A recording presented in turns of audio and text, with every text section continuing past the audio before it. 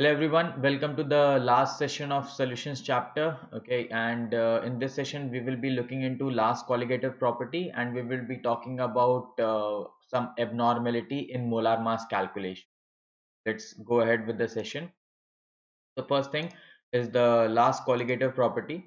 So osmotic pressure or osmosis is our last colligative property. Here what happens, we have a semi-permeable membrane. The word semi-permeable means that only one part is allowed to move. So usually the solvent molecules are smaller, so they are allowed to pass through the semi-permeable membrane. Like for example, here you have a container which is containing, let's say, solvent alone, okay, and the solution is kept inside. So what will happen, the solvent from here, that is the bulk, will go inside this and it will increase the pressure here. Okay, basically if you see, the level is rising, so that level will rise till a height, let's say h, and that height h is actually your pi. Okay, the sorry, height h is corresponding to your pi, that is rho g h is the additional pressure, and this pressure is known as your osmotic pressure. Okay, so please note that the definition, the solvent molecules will flow through the membrane from pure solvent to the solution, and the process of flow of solvent is called osmosis. Okay, and the pressure required to just stop the flow of solvent is called osmotic pressure. Okay, and solvent molecule always flows from lower concentration to higher concentration. Please make a note of this. Now, how to give the formula for it or how to calculate it? So basically what we do, actually, we have solution here, we have solvent on this side, and this is my semi-permeable membrane. SPM is short form for semi-permeable membrane. Okay, so since solution is here and solvent is here, so the solvent will move in that direction. Okay, so slowly solution will kind of increase its pressure. Now in order to stop the movement of solvent molecules, what we do, we apply a pressure here, and that pressure is your pi, which is your osmotic pressure. Okay, so osmotic pressure of a solution is excess pressure that must be applied to the solution to prevent osmosis. Basically if you apply this pi amount of pressure from here, the movement stops, and that pi is actually your uh, osmotic pressure. So for dilute solutions, pi is actually equals to RT, where C is the molarity, R is the gas constant, and T is the temperature. So you can express C, that is molarity, as N2 by V, okay, where N2 is number of moles of your solute. Okay, please make a note of this, and V is the volume. Next, some advantages. Okay, so advantages of osmotic pressure method over all the other method for calculation of molar mass is this one. The pressure measurements is around the room temperature. So if you remember, we do not have to go at a higher temperature or at a lower temperature, that is freezing point or boiling point. Okay, we can do this at room temperature. Now here molarity of the solution is used. In all the previous cases we were using molality. Okay, now next thing I want you all to focus on, apart from the advantage, is this part, that two solutions which have same osmotic pressure, okay, where the osmotic pressure is same at a given temperature, they are called as isotonic solution. Now when this happens, actually there is no osmosis occurring between them. When you connect the two solutions, there will be no movement.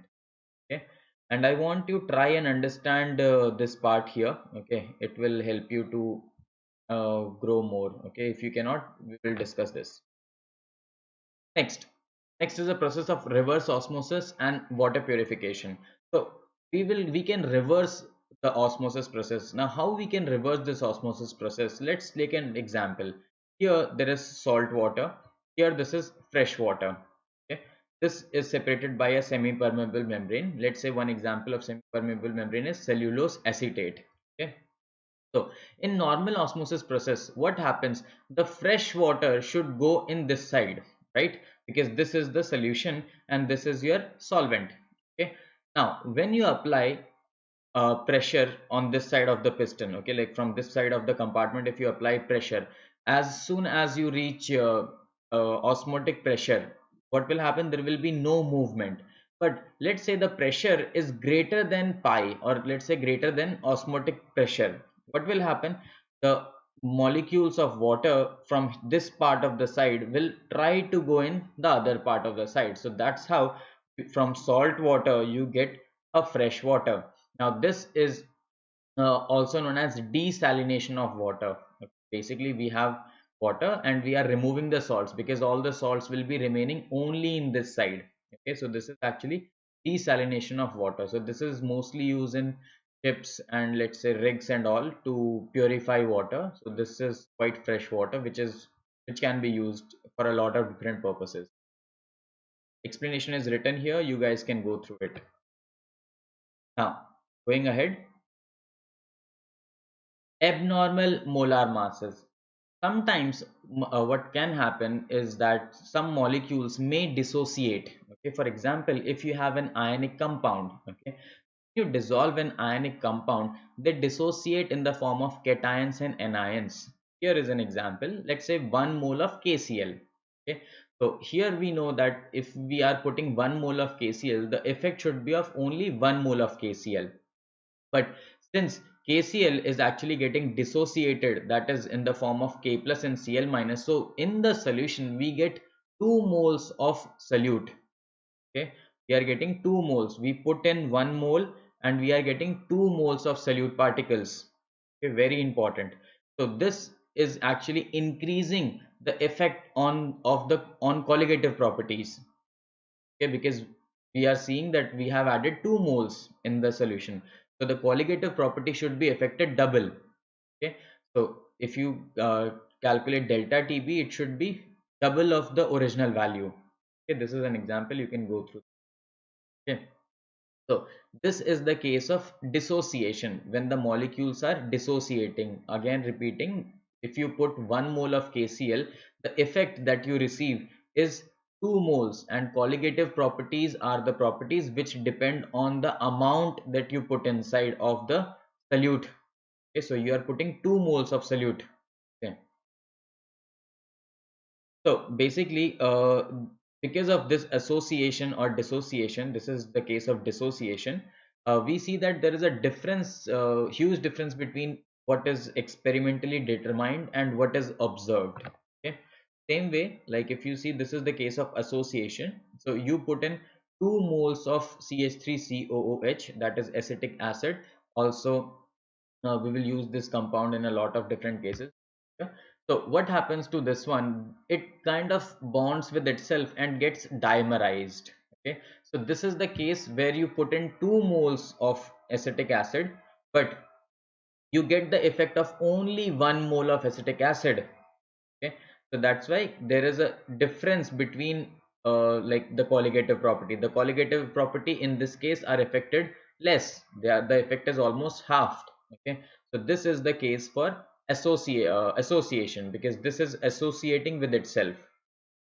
Okay, so that's why again we receive abnormal molar mass. Now, because of all this, Von Hoff factor is the one which we introduce in all our colligative property. Now it has the following definitions, or let's say formulas, okay, which anyone you can be used. So I is equals to normal molar mass by abnormal molar mass, observed colligative property by calculative colligative property, total number of moles of particles after association dissociation divided by total number of moles of particle before association dissociation. This is the one that we will try to use if like in most of the numerical will be based on this one.